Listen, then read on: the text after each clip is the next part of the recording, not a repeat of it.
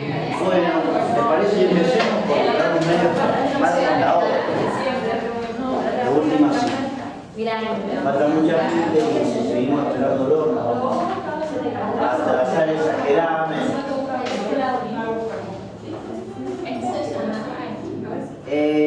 Hoy tenía la intención de que hiciéramos tres cosas.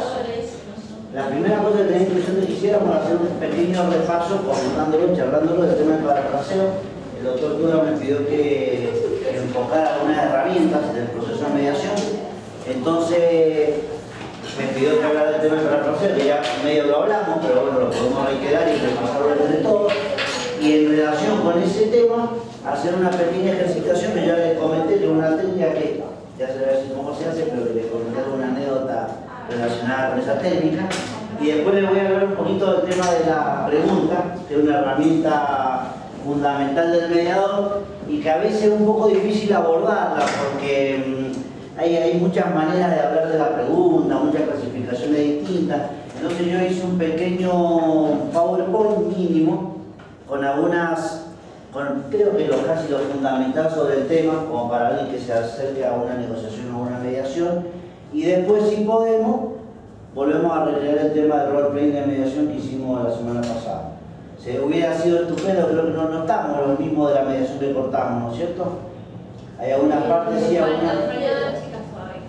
¿En una de esas vienen? Sí. Porque estaría bueno hacer la misma mediación, porque como la interrumpimos al principio y tenía condimentos interesantes, porque era multitudinaria, me parece que se iba a armar un conflicto pesado. Entonces me quedé con ganas de ver qué pasaba ahí. Así que si enseguida juntamos todos los actores, la hacemos. Y si no, con los que tenemos y algunos que agreguemos también podemos armarla, así que sería otra posibilidad. Bueno, me gustaría que me pregunten primero si tienen algún planteo que hacer o algún comentario o inquietud que les haya surgido en relación con algo de lo que vimos en la clase pasada. Y eso también es bueno para tener un registro de lo que estuvimos transitando y saber si ustedes quieren preguntar algo, o capaz que hablamos de cosas y después escucharon algo por ahí de la mediación y hay una duda, quieren preguntar, con mucho gusto. Todos dicen que no, pero pueden preguntar tranquila, sin problema.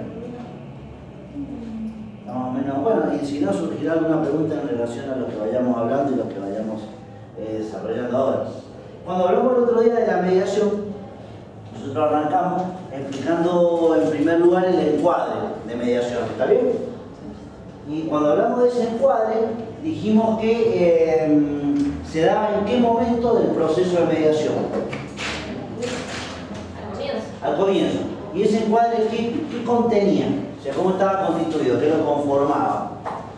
Además de que hablamos de cuestiones que tenían que ver con el espacio, cómo se diagramaba el espacio de mediación, cómo se recibía la gente, el clima que se generaba desde la recepción misma de las personas que iban a participar de la mediación. Pero una vez que las personas ya estaban en la sala de mediación y íbamos a empezar en el trabajo del mediador, hacemos el encuadre de mediación. Y ese encuadre de mediación, ¿qué contiene?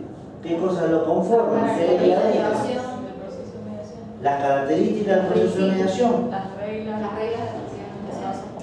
Las reglas que vamos a tener en cuenta para desarrollar ese procedimiento. ¿Y qué otra cosa? Preguntar si aceptaban después de la mediación. El rol del mediador. Perfecto, muy bien. Y vamos a hablar de las reglas del procedimiento, cómo vamos a trabajar en la mediación, qué cosas había que respetar en el marco de ese proceso. Y vamos a hablar de cuál es el rol del mediador, que es importantísimo, porque si no puede generarse confusión respecto a otras figuras que gestionan en conflictos. Y eso es importante porque normalmente la gente asiste a una mediación en la convicción de que ese que está ahí, y más si es una mediación en el marco de una institución judicial, va a resolver el conflicto que ella trae. Si la persona cree, si usted va a una mediación familiar, la gente cree que el mediador es el que le va a decir cómo se soluciona ese conflicto. Muchas veces la gente dice, yo he venido acá para que me digan cómo tengo que hacer. Bueno, aquí estoy y voy a ver qué me dice usted que haga. O sea, el contexto en el que nos movemos es un contexto donde las personas no están acostumbradas a transitar procedimientos donde sean protagonistas de su propio conflicto y generen su propia solución. Entonces la gente va a una especie de mini juez, ¿sí? Como un tipo que está ahí le va a decir qué hacer. Entonces, desde el rol del mediador es donde se marcan esas diferencias con otras incumbencias profesionales y en consecuencia con otros modos de resolver el conflicto. Por eso es importante marcar el rol del mediador.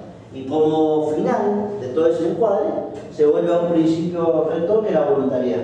Si para poder saber si eso que escucharon como un ofrecimiento del proceso de mediación, transitarlo de esa manera y conforme a esas reglas, y con una persona que va a tener tal desempeño, que va a cumplir tal rol, si quieren o no estar en ese procedimiento. Es decir, es el momento en el que se pone de manifiesto la voluntariedad de las partes respecto a la participación en la mediación. Y en ese momento arranca la mediación. Nosotros dijimos que en el encuadre se podía dar de dos perspectivas distintas. ¿Cuáles eran? Las dos posibilidades para bajar un encuadre. Muy bien, el discurso de apertura o la exploración preliminar, ¿sí? Que a partir de las preguntas y la experiencia previa que las personas tuvieran en relación con el proceso de mediación, desde allí ir conversando y comunicando todas estas cosas que recién dijimos que formaban parte del encuadre. Cuando arrancamos y la gente acepta participar en el proceso de mediación, dijimos que vamos a hacer un proceso de exploración, ¿está bien? Y ese proceso de exploración tenía al menos algunas herramientas que lo conforman, que son indispensables para llevarlo a cabo. ¿De qué herramientas hablamos? ¿De acuerdo? De una pregunta. Una de las herramientas fundamentales era la pregunta, ¿no es cierto? Y eso nos va a dar pie para empezar a hablar del tema que vamos a hablar ahora. Pero también dijimos que para poder preguntar y recibir lo que viene de la pregunta, que es la respuesta, ¿qué hay de parte del mediador en ese proceso de comunicación? La escucha activa, ¿está bien? Perfecto. Y esa escucha activa, una escucha como cualquier otro, tiene características profesionales diferentes. Tiene características profesionales diferentes. Es decir, el mediador va a escuchar al otro sin formular ningún tipo de juicio previo respecto de ese relato y tratando de sacar todos sus propios filtros de las cosas que el otro dice. Para tratar de hacerse eco, a veces hay una formulación, una metáfora, una imagen, para decirlo más literariamente, bastante común en estas cuestiones, que dice que el mediador es una caja de resonancia. Recibe ese discurso del otro y va a tomar ese discurso para hacerse eco en sí mismo de la propia historia de la persona. Y esto es fundamental y va a servir para el tema que vamos a desarrollar, ya van a ver por qué. A partir de la escucha activa se da también el parafraseo después. Correcto, perfecto, es decir, muy bien, eso lo hablamos, es decir, a partir de la escucha activa y poder conocer desde esa escucha la historia de las personas que están en la mediación, vamos a poder hacer el parafraseo, que es una herramienta que utilizamos cuando. ¿Cuál es? Nosotros dijimos que utilizamos. Al fin, esa es la primera vez en el proceso de mediación que vamos a utilizar el parafraseo como herramienta. Cuando termine el relato de la parte que nos está contando la historia. Y después cuando nos cuente la historia, la otra parte, vamos a hacer el mismo parafraseo. Pero esos momentos son los primeros momentos en los que vamos a utilizar el parafraseo. Pero ¿qué pasa con esa herramienta? ¿Qué va a pasar en el curso de la mediación? Y lo van agregando cosas.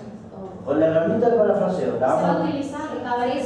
Se va a utilizar cada vez que sea necesario retomar ese discurso, medir hasta dónde lo hemos entendido y también que la persona pueda apreciar que el mediador lo ha entendido adecuadamente. El parafraseo es alguna técnica que se utiliza para volcar el mensaje yo, el mensaje tú, el mensaje yo, que era tú sientes, o sea, o te pasa tal cosa. No me acuerdo cómo era la... Claro, sí. O sea, es como no hacer una atribución directa del lenguaje de la persona, sino no apropiarse de ese lenguaje, sino devolverlo como propio del que lo da. Entonces, en ese caso, el parafraseo va a hacer exactamente eso, es decir, desde quien toma el relato, va a reproducir las partes más salientes de ese relato, como ya lo comentamos, sin las connotaciones agresivas, sin la carga emocional del relato, pero va a tomarlo del relato de la parte. O sea, si yo lo he entendido bien, usted me ha querido decir tales cosas, me ha contado tales cosas. ¿Está bien? Y eso es lo que enseguida vamos a enseñar cuando ustedes se cuenten entre ustedes historias y se digan entre ustedes el parafraseo de lo que cada uno le dice al otro. Yo le había contado al comienzo, y eso al comienzo lo conté en la otra clase, y es lo que vamos a hacer ahora, que una vuelta ensayamos el parafraseo de esa forma y es todo muy común. Ensayarlo así, es decir, que alguien le cuente al de al lado una historia, le contás algo. Entonces, uno tiene que parafrasear esa historia. Y eso vamos a hacer enseguida. entre ustedes se van a comentar, tiene que ser de dos, vamos a ver cómo estamos, y si estamos impares, ahí yo hago de una parte, vamos a contarnos algo y uno tiene que parafrasear al otro, ¿está bien?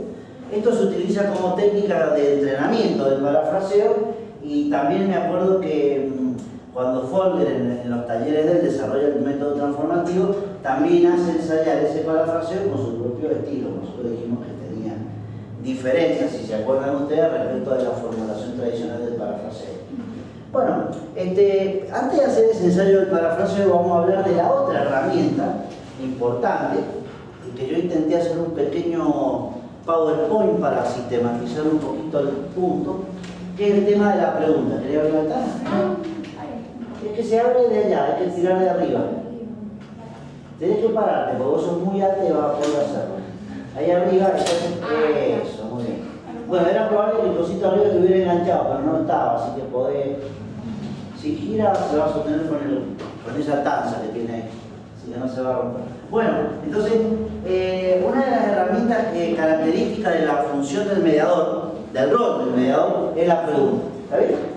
Si la pregunta es una manera de estar en la mediación, y nosotros hemos dicho que la comunicación, como ustedes lo vieron, tiene tres grandes áreas, y una de esas áreas es lo que se llama la pragmática de la comunicación. ¿Ustedes lo vieron? ¿Vieron la pragmática de la comunicación? Sí. ¿Alguno se acuerda de eso? No, eso está buenísimo. ¿Está bien? Toda conducta tiene una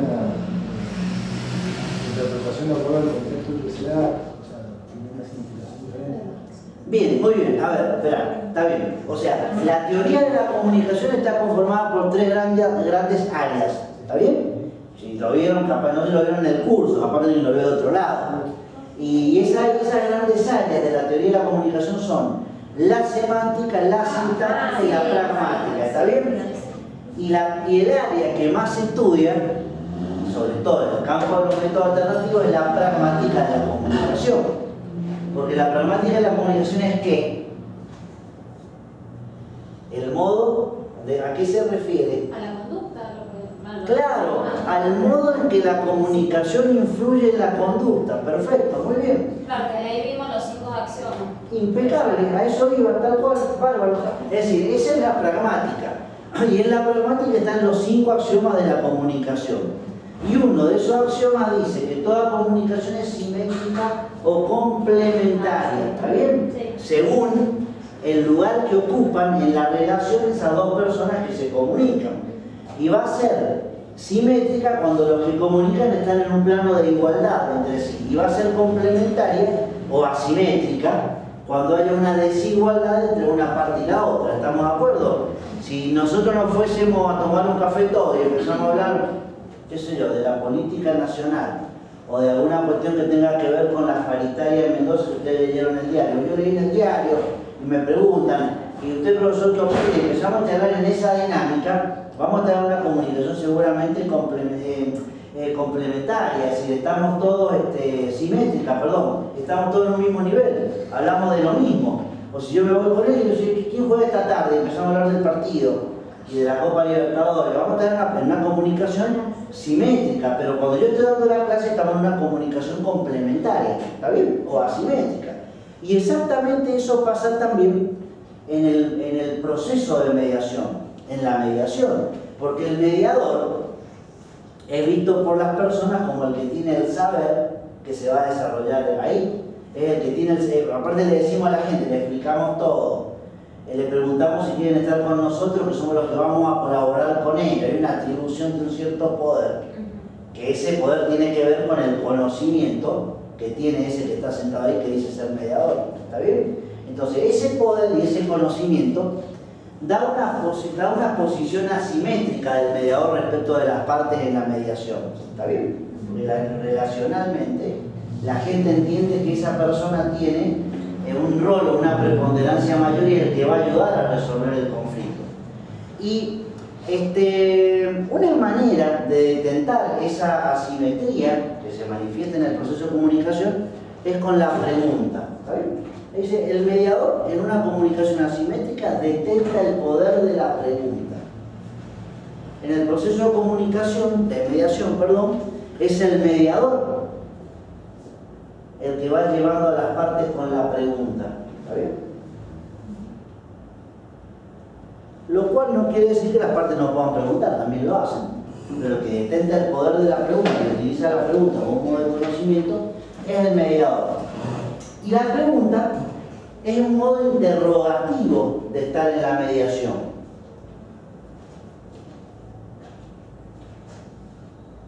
La pregunta es un modo interrogativo de estar en la mediación. Y ya vamos a ver de qué manera se desenvuelve ese modo interrogativo. Pero no es el único modo de estar en la mediación, porque el mediador solo pregunta. No, ¿qué otra cosa hace? Bueno, ¿qué más? Parafrasea. Bueno, el mediador afirma cosas en la mediación y ese es también otro modo de estar en la mediación, que es el modo afirmativo. Por ejemplo, cuando el mediador da el encuadre, está afirmando cosas que la gente no sabe, ¿está bien? Aún cuando puede arrancar con el encuadre de la exploración preliminar y va a combinar el modo interrogativo con el modo afirmativo. ¿Ustedes saben algo de la mediación? Sí, porque mi hermana vino y me dijo que acá lo que ustedes escuchaban no se lo puede contar a nadie y que si después en un juicio, claro, vas a tomar eso y vas a completarlo con tu propio conocimiento y tu saber sobre el tema. ¿Está bien?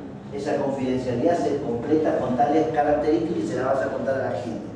Y el mediador entonces está en el modo interrogativo, que es el modo de la pregunta, pero también está en el modo afirmativo.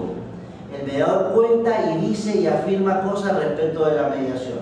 En este proceso trabajamos de tal manera, yo voy a ir conduciendo la mediación, le voy a dar la palabra al que es el requirente de la misma, cuando lo haya escuchado adecuadamente y vea que lo he entendido, le voy a dar la palabra al que ha sido convocado a la audiencia, que es el requerido. Se van a dar ciertos relatos o maneras de hablar del mediador que implican la afirmación de cosas que tienen que ver con el proceso de mediación. Y también el mediador va a estar de modo negativo. Y el modo negativo se plantea cuando no damos lugar a ciertas cosas en la mediación o cuando posponemos cosas que pueden darse en la mediación para otro momento. El que te dice, ¿qué sabes de la mediación? Y a mí me contaron que la mediación es tal cosa y yo vine ahora porque, y nosotros dijimos que en la exploración preliminar hay que tener especial cuidado con que no se despliegue el conflicto en el relato de la parte, o que no se despliegue el conflicto como consecuencia de la pregunta del mediador. Entonces el mediador le va a decir a la persona, no me lo cuente ahora, modo negativo, me lo va a contar enseguida, cuando hayamos hablado de qué es la mediación y sepamos si usted quiere o no estar en este lugar. ¿Está bien? Es el modo negativo. El mediador niega esa oportunidad. No vas a contarme ahora, me lo vas a contar enseguida. No me lo cuente ahora, me lo va a contar después. No sería oportuno que yo diga tal cosa por tal motivo, ¿está bien? Es decir, hay distintas maneras de estar en la mediación y esto es para afirmar que la pregunta es un modo, pero también están los otros modos que son el modo afirmativo y el modo negativo. El modo interrogativo, la pregunta, que es el tema que estamos viendo, está conformado, obviamente, como un proceso comunicacional por tres elementos que hemos querido destacar en ese Power. Por un lado hay un emisor, o sea, si lo ven, ¿con qué se relaciona? ¿Con la comunicación? ¿Está bien? Claro, perfecto. Si hay un emisor, hay alguien que pregunta. En este caso va a ser el mediador. Ese mediador, ese emisor de la pregunta, además de ser quien pregunta, tiene el objetivo de la pregunta. ¿Está bien? Pregunta para algo. Se plantea lograr algo con esa pregunta. Y en esa pregunta hay un contenido, que es ¿qué se pregunta? Aquello que forma parte de la materia de la pregunta es el contenido de la pregunta, ¿sí? Pero además, obviamente, como un proceso comunicacional, hay un receptor de esa pregunta, o de ese mensaje, que es la pregunta. Y ese receptor es aquel a quien se pregunta. Es muy sencillo, muy simple, pero por allí sirve para desmenuzar cada uno de los elementos que están en ese modo interrogativo. Es decir, toda pregunta es un proceso comunicacional y va a generar esos tres, esa ida y vuelta a través del emisor, de algo que ese emisor pregunta, que es el contenido, y quien recibe esa pregunta y va a dar una respuesta. ¿Está bien? O podría no responder, pero si no responde, ¿qué pasa? ¿Qué dijimos? ¿O no? Toda conducta es comunicación, ¿está bien? Axioma 1. Entonces, si no hay respuesta, esa no respuesta es algún tipo de respuesta. Es algo, quiere decir algo. De repente puede querer decir, yo no quiero hablar con el mediador. Se corta la comunicación verbal. Perfecto, pero no la gestual. ¿Está bien? O sea, lo que no se da es el diálogo. No se da la verbalización de la comunicación. No se usa el lenguaje como modo de gestionar esa comunicación, de vehiculizarla. Pero puede estar el silencio y otro modo de comunicación, porque toda conducta es comunicación. Entonces, qué sé yo, algo, cualquier pregunta que seguramente ustedes ya van a poder formular o van a ensayar cuando hagan el ejercicio, y de repente puede no haber una respuesta, pero esa no respuesta verbal también incide de alguna manera en el emisor de la pregunta. Y ahí está el ida y vuelta de la comunicación, que es lo que ustedes han visto en el tema de la comunicación circular. Porque si no, esto podría ser, ¿qué sería puesto así? ¿Qué modelo de comunicación tendríamos ahí? Correcto. Se abrió un modelo de comunicación lineal. ¿Se acuerdan que la comunicación lineal tomaba la causalidad en el sentido clásico de causa-efecto? Producir una causa se produce un determinado efecto. En cambio, la comunicación, en la teoría moderna de la comunicación, es una comunicación metida en la idea de la causalidad circular. Hay un montón de causas, efectos que se reaccionan unos con otros o retroaccionan y van incidiendo en el otro elemento. Y así la comunicación va dando esos giros y esas vueltas que hacen a la comunicación circular. ¿Está bien? Y esto es así, es decir, acá va a haber una pregunta, pero este receptor, en su manera de comunicar, que podría ser con la respuesta verbal o no, ¿cómo está? ¿Qué tal? O con su silencio, devuelve algo a ese emisor. Y ahí es donde se da la circularidad del proceso de comunicación. ¿Está bien? ¿Se nota? ¿Está claro? Muy bien. Bueno, y acá entramos en un tema que es bastante típico, para la redundancia con el título, que son los tipos de preguntas. Si uno se pone a mirar en cualquier lugar donde se le ocurra, libros de distintas disciplinas, en internet, en las distintas fuentes de conocimiento que uno puede llegar a tener, las clasificaciones de los tipos de preguntas son infinitas y según el área curricular o científica donde uno se ubique, es como se clasifican las preguntas. Esto es una cuestión que lo comento a nivel informativo. En la pedagogía las preguntas tienen una manera, en el coaching otra, en el marketing empresarial que tiene por objeto la venta de productos hay una clasificación de las preguntas. Es decir, hay muchas clasificaciones de preguntas, pero nosotros vamos a utilizar acá una clasificación que está bastante acercada. También ahí he descartado un tipo que más o menos se pueden ubicar en las otras o no, hay que discutirlo, pero esto es lo que más se utiliza en el proceso de comunicación y en los métodos alternativos. Las preguntas abiertas, que me comí la S, cerradas y circulares. Todo PowerPoint que se hace apurado según se come una letra o alguna cosa. Entonces, bueno, lo que seguro aparece en casi todas las clasificaciones de preguntas son las preguntas abiertas y cerradas. Eso está a todos lados. Después, sobre otros tipos de preguntas, hay infinitas posibilidades, como les decía recién, según el área en la que uno se ubique. Bueno, y hablando de las distintas preguntas, abiertas, cerradas y circulares, uno de esos tipos son las preguntas cerradas.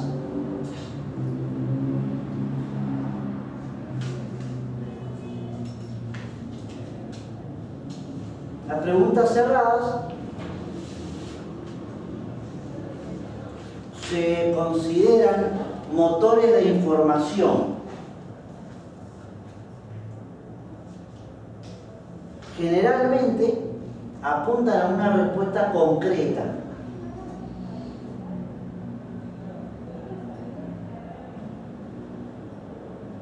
Muchos dicen que la pregunta cerrada es la que se responde por sí o por no. Esta clasificación da un margen un poco más amplio, pero sí es claro que hay una respuesta concreta y ya vamos a notar bien la diferencia en el tipo con la pregunta abierta. Motores de información que se consideran o se clasifican como preguntas de identificación,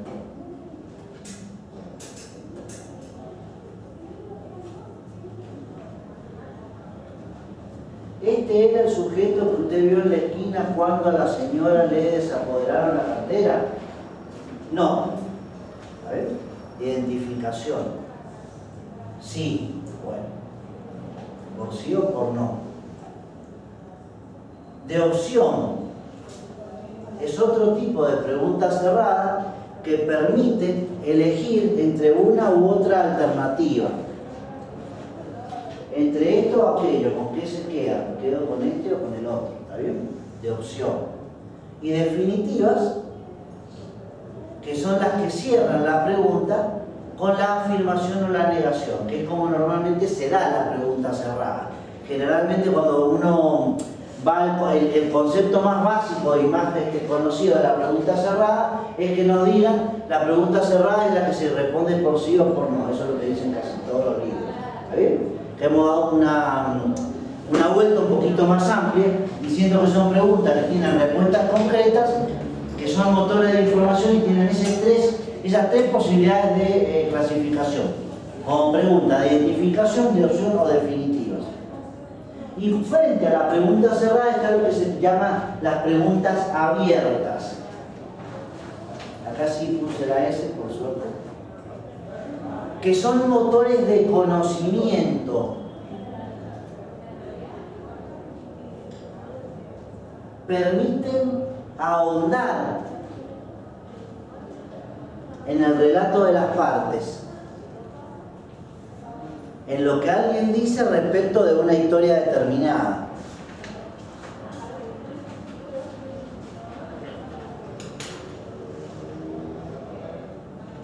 La pregunta abierta da lugar a la iniciación de un relato. No nos dicen sí, no, ese o el otro, sino que permiten que alguien nos cuente sobre una situación y nosotros en ese relato vamos a tener una mayor información o conocimiento respecto de eso que es nuestro objetivo conocer. ¿Está bien? ¿Se nota más o menos la diferencia? Sí, creo que bastante.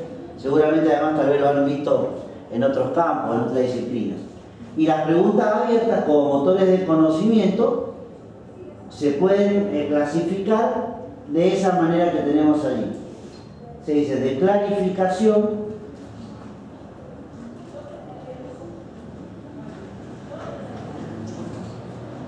sugerentes,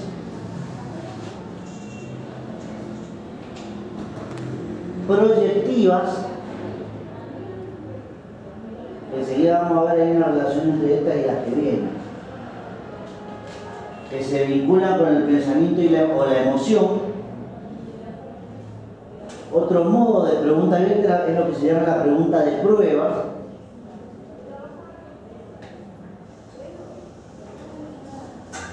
que verifica la veracidad de la información.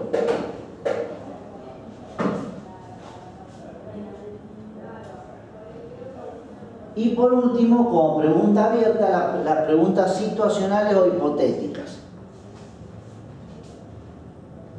Estas son las dos formas de clasificar las preguntas más conocidas y la que si uno, como le decía al comienzo, busca la forma de clasificar preguntas en las distintas disciplinas, va a encontrar que siempre se habla de preguntas abiertas o cerradas. Después, cada una de las disciplinas tiene infinidad de clasificaciones más que son específicas de cada ciencia. Y una tercera, y para nosotros en el campo de la mediación y de los métodos alternativos, Una tercera clasificación y de gran importancia es lo que se llaman las preguntas circulares.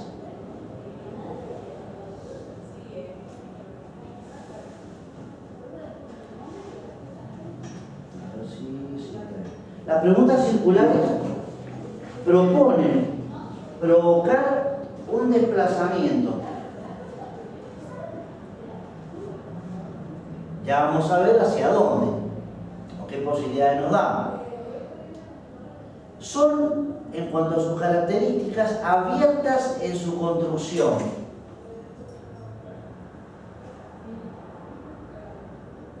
Vieron que en la clasificación anterior, en las abiertas, había preguntas situacionales o hipotéticas, ¿sí? Bueno, por eso dice que la pregunta circular es abierta en su construcción. Ahí es donde la pregunta circular se manifiesta como una pregunta abierta, en el caso en que sea hipotético o situacional. Porque pretenden, ya, no me quiero adelantar, porque pretenden hacer un desplazamiento que ya vamos a ver hacia dónde. Bueno, otra característica de la pregunta circular es que relaciona por lo menos dos elementos.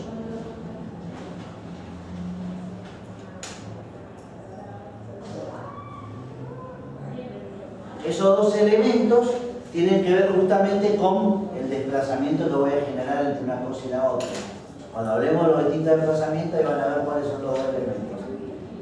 Y otra característica de las preguntas circulares es que invitan a ponerse en otro lugar. Es un trabajo, generan un movimiento intelectual en el destinatario de la pregunta, y ese movimiento intelectual tiene que ver justamente con ese corrimiento. Cómo yo me desplazo donde estoy a otro lado. Y ahí está el desplazamiento. Y ese desplazamiento puede ser de distintas maneras, y ahí van a ver con cierta claridad, casi narrativamente, esto que estamos diciendo. Es como un relato, uno va avanzando y se va dando cuenta de las sorpresas que hay en el capítulo siguiente. Los desplazamientos que la pregunta circular propone son esos desplazamientos que mencionamos allí. En primer lugar, un desplazamiento hacia los otros. Ese desplazamiento hacia los otros normalmente está referido a la conducta de la otra parte en el conflicto. ¿Qué cree usted que haría él si, ven, en el lugar del otro, invitar a ponerse en el lugar del otro, unir dos elementos, el destinatario de la pregunta y el otro sujeto, a cuya perspectiva invitamos a representarnos? ¿Qué cree usted que haría él si tal cosa? ¿Cómo cree usted que reaccionaría el abogado de él si usted presenta o le manda esa carta documento? Es decir, lo estamos invitando al otro lado. Si ¿qué va a hacer el otro? ¿Está bien? ¿Qué haría la otra parte? ¿Cómo se movería? Lo estamos desplazando hacia el lugar del otro. Por eso lo invitamos a ponerse en el lugar del otro. ¿Está bien? Ahora, también el desplazamiento hacia otro lado podría ser hacia terceros. Hacia terceros. Que no son las partes del conflicto, sino, algo que nosotros vimos en la clase anterior, que es cuando dijimos, en el conflicto hay gente que está adentro, que está actuando, y hay otros que son destinatarios que reciben el efecto o el reflejo de ese conflicto. ¿Se acuerdan que lo dijimos? El padre en el caso de la pareja. Estamos en la misma sintonía y va a hablar de lo mismo, muy bien. Cuando dimos el ejemplo del señor que entró, de don Pedro, que le dijimos, ¿qué está pasando acá? Él no era actor directo, pero iba a ser influido por ese conflicto, ¿está bien? O cuando le decimos a la gente en la mediación, ustedes no, o sea, acá vamos a trabajar para otros que no están con nosotros, mediación familiar, ¿está bien? Estamos representando esos otros que no están en la mesa, son los hijos de esa gente, y estamos trabajando para ellos. Un autor dice, son los fantasmas de la mediación. No están, pero sobrevuelan en ese escenario, ¿sí? Los fantasmas de la mediación. Entonces le va a preguntar, ¿cómo reaccionaría su hijo si usted tal cosa? Desplazar hacia tercero. No le estamos preguntando qué haría él, el otro, la otra parte, sino ¿Cómo creen que, ahí podemos decir a los dos, cómo creen ustedes que reaccionarían sus hijos y se enteran que no han podido tal cosa en la mediación? ¿O cómo creen que a ellos les caería si supieran que ustedes acordaron tal otra? O algo positivo. ¿Cómo se sentirían sus hijos si saben cuando llegan a casa ustedes pudieron ponerse de acuerdo en el tema de el deporte que ellos iban a hacer y que ustedes han discutido durante 2 meses porque no sabían a cuál mandarlo? Bueno, estamos desplazándolo hacia terceros que son no partícipes directos del conflicto, pero que tienen o se ven influidos y se relacionan con ese conflicto. ¿Está bien? ¿Y puede que esos terceros estén ahí en la mediación, pero que no sean partes directamente involucradas? Claro, podría ser que participen de la mediación. Podrían estar en la misma reunión o podrían no estarlo, pero podemos invitarlos a que estén después. Pongamos, podría ser don Pedro que vino y se sentó y le preguntamos algo concreto, o podría ser que digamos, ahora que está muy discutido ese tema, un tema que va a traer cola, para algunos creen que sí o sí con el nuevo Código Civil hay que escuchar a los chicos en la mediación. No sé, de repente el chico no va a estar en la mesa con los padres, podría estarlo. Y si es un adolescente va a estar, eso entra. Pero si podrían no estar, pero podemos escuchar al niño. Si ¿cómo escuchamos al pibe? ¿Está bien? O sea, la discusión pasa por si siempre se debe escuchar o no al pibe. Para que hay veces que hay que escuchar al chico es indudable. Y si se trata de un adolescente, bueno, ni hablar, generalmente influyen y hasta tienen un manejo propio. O sea, generalmente ya en las mediaciones familiares de mucho tiempo a esta parte no poder armar una visita para un adolescente. La adolescente alguna influencia en eso tiene. Sí, con mucho gusto. ¿El caso de los chicos, la mediación con los padres presentes o sin los padres? Por una cuestión de que para que no influyan en las respuestas de ellos. No, por supuesto. O sea, si vas a escuchar al niño, mi idea así sin, es que no tenés que escucharlo con los padres. O sea, y cuando lo hemos escuchado en otras instancias, en otras épocas, cuando no estaba esta discusión tan vigente, a veces para sumar y agregar información a la mediación familiar, escuchábamos al chico a través de un psicólogo. Pero le hacíamos no una intervención directa al mediador, sino una entrevista psicológica. ¿Está bien? Para que el psicólogo hace un informe y se lo presentamos a los padres como mediadores. ¿Usted le gustaría que el psicólogo escuche al chico? Sí, lo escuchaba el psicólogo, nos daba un informe, nos sentábamos en la mesa, bueno, le voy a leer el informe que el psicólogo hizo. Es una manera. También hay maneras en las que uno directamente como mediador escucha a las partes y son adolescentes. Yo me acuerdo que una vez había una mediación también muy vieja, hace muchos años, de cuando recién empecé a trabajar como mediador, que viene... ¿Nos vemos? Que te mejore. Suerte. Chao. Viene el muchacho y la chica, la parte de el muchacho y la chica tenían cerca de 40 años, y había hijas adolescentes que tenían una muy mala relación con el padre, pero muy mala. Nosotros tengo mala memoria y no me acuerdo por qué, pero entonces a veces tenía mala memoria, suerte. Entonces a veces, bueno, depende de qué se trate. Entonces, en un momento de la mediación no se me ocurre nada mejor con mi espíritu de buen samaritano y meterme a veces donde no debo, que en ese caso me metí bien. Le dije, ¿a usted le gustaría hablar con sus hijas? Tipo, pero de todo de la mesa, pero me encantaría, me dijo. Y le digo, ¿y le gustaría, le parece que este lugar sería adecuado? Pero el mejor, dijo el pavo. Entonces armé una reunión posterior donde traje a las chicas. Y lo senté a él con ellas, porque en realidad, si bien la madre pedía el tema alimentario, en el tema de la visita era muy difícil avanzar porque él había cortado relación con la chica, había habido una pelea, una discusión, había facturas pendientes entre ella y ese papá. Entonces la única manera, él quería volver a ver a sus hijas, pero ¿cómo podía yo restaurar ese vínculo si no las sentaba a ellas con él? No había otra manera. ¿Qué podría haberle dicho? Dado consejos, que no era el rol del mediador. A esto, a aquello, no, traje a la chica a la mediación. Entonces la senté en la mediación. Por supuesto que antes de sentarlas con él, primero hablé con ellas. O sea, le expliqué para qué las había llamado, le expliqué que era un proceso de mediación, que ellas podían participar. Le conté, porque como siempre decimos, la mediación tiene de bueno y de lindo y de transparente. Y ayer lo leí en un libro muy interesante que tenía en la biblioteca, agarré, me interesó el índice y empecé a leerlo ahí un rato, que también la mediación genera espacios de verdad, es decir, para qué lo que hace el mediador. Esto es un espacio de verdad, de autenticidad, es decir, el mediador no necesita esconder el objetivo como una carta en la mano. El mediador transparente a la gente, yo te lo traje por tal motivo. Yo pensé que al estar usted en la mediación con usted podemos hacer tal cosa. Eso es una cosa muy liberadora, porque distinto es manejar una estrategia desde el ocultamiento, bastante típico en otros manejos de los conflictos, y decir me voy a quedar callado porque voy a sacar esta carta que tengo en la mano, y en la mediación no hace falta eso. En la mediación uno dice, bueno, usted está acá por tal razón, yo quiero que intentemos tal cosa. Bueno, y eso pasó ahí, es decir, yo le dije a la chica por qué la había traído, y les expliqué que el padre estaba ahí, las escuché yo, o sea, no, porque fue una intervención típicamente de mediación, no hacía falta ningún tipo de evaluación psicológica, ni ninguna intervención multidisciplinaria. Y bueno, y después de estar con ella por otra, la hice sentar con el padre y bueno, y logramos recuperar el vínculo del papá con ella, se seguían visitando. Me acuerdo que él andaba en bicicleta, yo trabajaba de abogado, era en ese tiempo, además de trabajar, que estaba contratado en el cuerpo de mediadores, era asesor letrado de la municipalidad y el tipo era de la acera.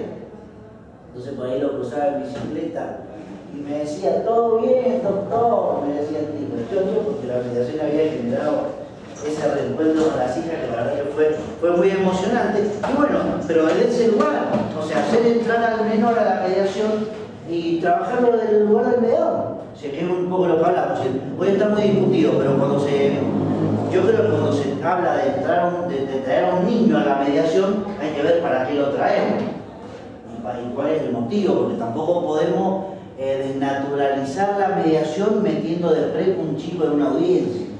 O sea, la mediación, ¿y por qué digo desnaturalizar? ¿La mediación de quiénes son los dueños de la mediación?